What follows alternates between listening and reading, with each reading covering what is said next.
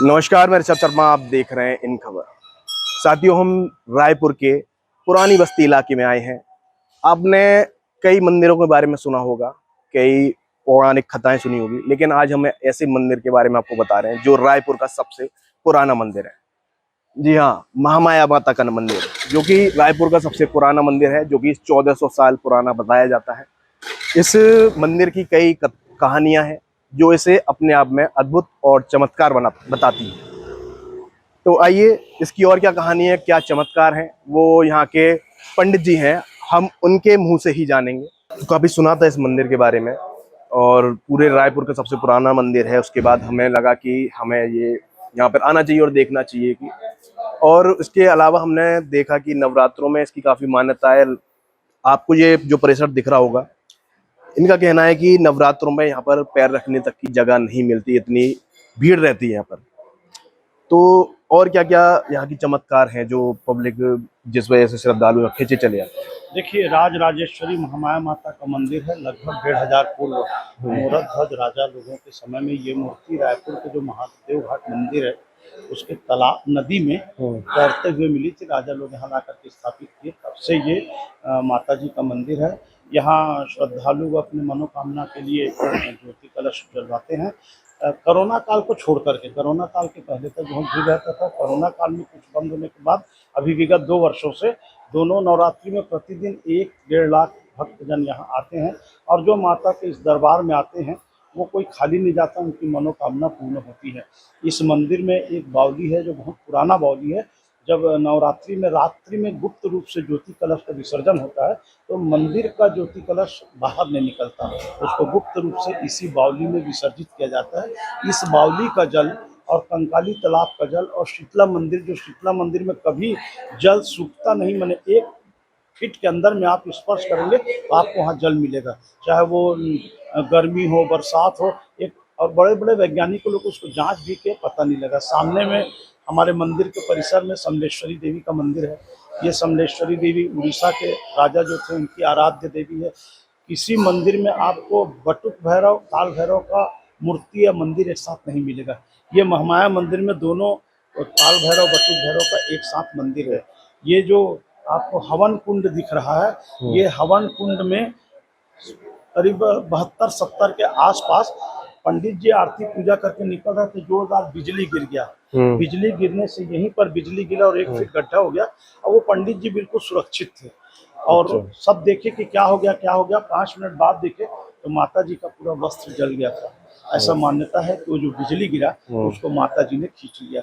उसी समय से जो ये निशा पूजा रात्रि में होता है, ये सब यादव लोगों का मोहल्ला है।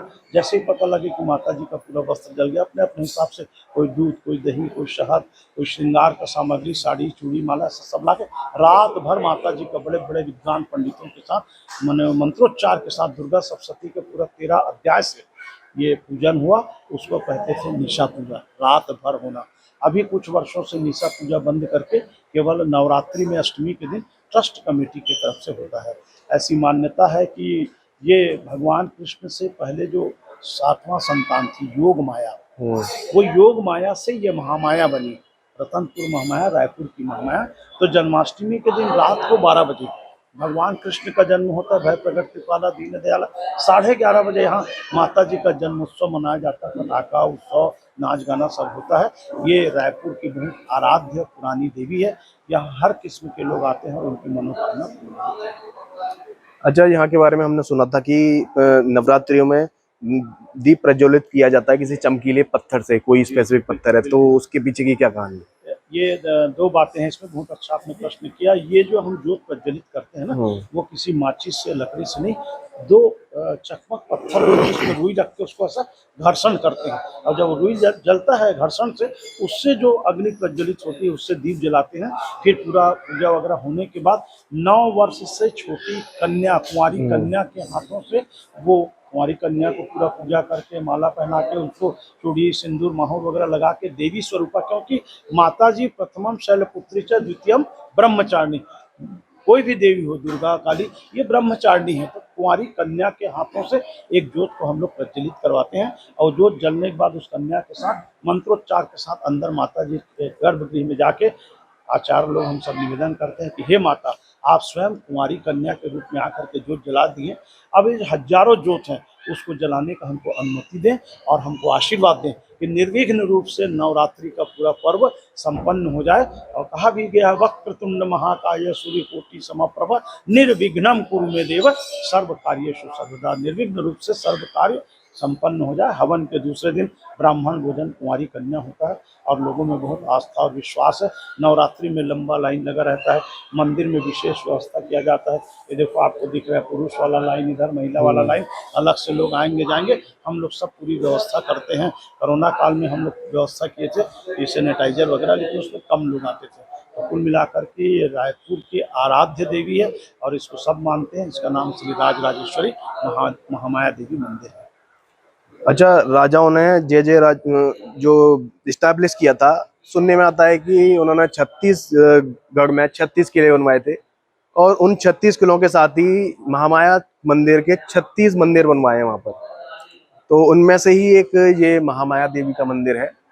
और आपको बता दें कि सबसे पुराना मंदिर था, इसलिए हमने सोचा कि हम जब रायपुर के दौरे पर हैं तो आपको यहाँ पर जरूर मिलवाएं, यहाँ के ट्रस्टी साहब से, और यहाँ के मंदिर के माता के दर्शन कराएं। तब तक के लिए आप देखते रहिए इन खबर।